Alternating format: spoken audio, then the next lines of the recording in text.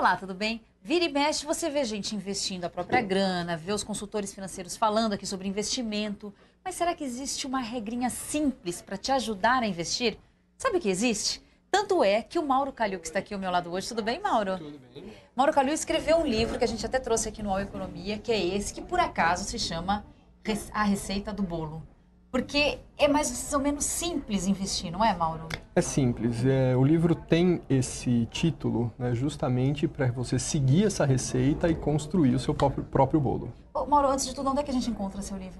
Só pela internet, no nosso site www.calioecalio.com.br, tem um banner, basta clicar nesse banner que te leva para o caminho da compra. Agora, Mauro, qual é a receita do bolo dos investimentos? Tá. A receita do bolo é muito simples, tem 3 ingredientes.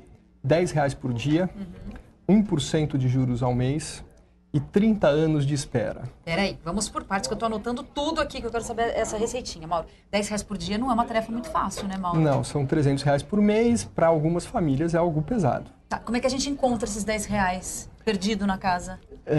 Então, esse é o ponto, né? Porque esses R$10 por dia estão na nossa vida, né?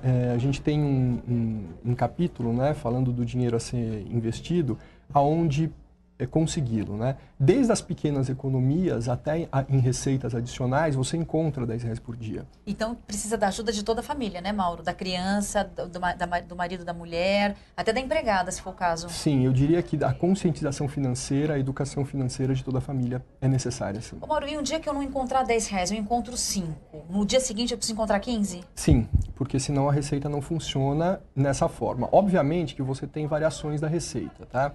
Nesses 3 ingredientes, se te faltar um, você precisa aumentar os outros 2 para compensar a falta de um, né? De modo a que, após 30 anos, você chegue ao seu primeiro milhão. Então, o primeiro passo é a gente conseguir encontrar R$10 para poder investir por dia. Por dia. Mais ou menos 300 por mês. 300 por mês. E isso tem que ter um limite na família? Quer dizer, a família tem que ganhar quanto por mês para poder atingir esse valor? Ah, tá ok. Essa é uma ótima pergunta. Eu diria que pelo menos R$1.000 de renda familiar. Tá? Renda líquida. Renda líquida. Sempre a gente fala de renda líquida e de juros líquidos. Tá? Por quê?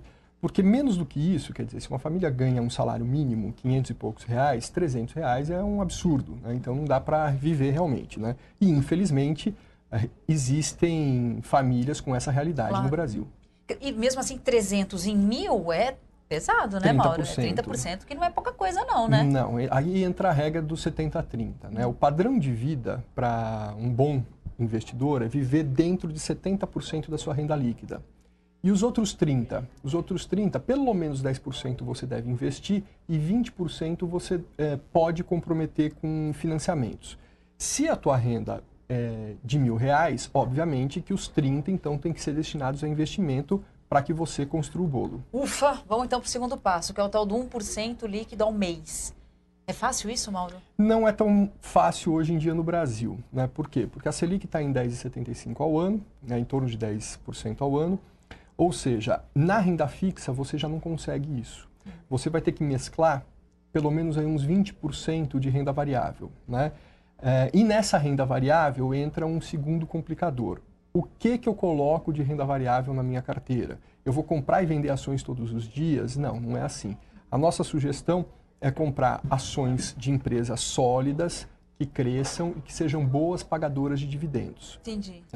A partir de certo momento, com a sua carteira maturada, você pode até ganhar um pouco menos do que 1% ao mês no início, mas depois você supera isso, né, podendo inclusive encurtar o período de 30 anos para 25, 22. A gente pode falar em valores absolutos para jogar na bolsa, Mauro, para poder atingir essa meta? Sei lá, quantos reais por mês colocar na bolsa para poder manter essa meta de R$10 por dia, 1% ao ano, 30 anos? Tá. Os R$300, se você coloca R$300 por mês na bolsa, tá?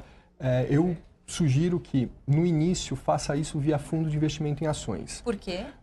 Pelos custos de se manter uma carteira própria. Até que você tenha lá seus 15 mil, 20 mil reais, aí sim você pode pensar em migrar para carteira própria, onde os custos fixos de se manter uma carteira se diluam. Tá? A partir desse momento, já é possível que boa parte das suas ações estejam pagando dividendos, que você reinvista esses dividendos, portanto, você vai conseguir 1,2%, 1,5% ao mês. Olha, líquido. Isso. Com taxas pagas, imposto de renda zerado. Exatamente. Interessante.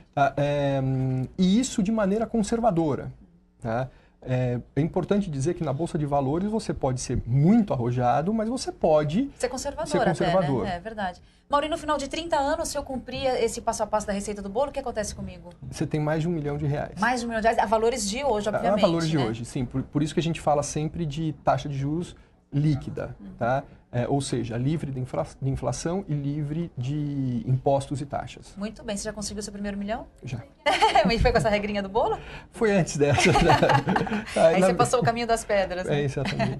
Mauro, muito obrigada por ter vindo ao Economia. Até uma próxima conversa. Obrigado. E obrigada a você também que aprendeu aqui a regra do bolo para conseguir R$1 milhão. 30 anos, você tem que perseguir 1% de rentabilidade líquida por mês e esperar que R$1 milhão venha. Até a próxima.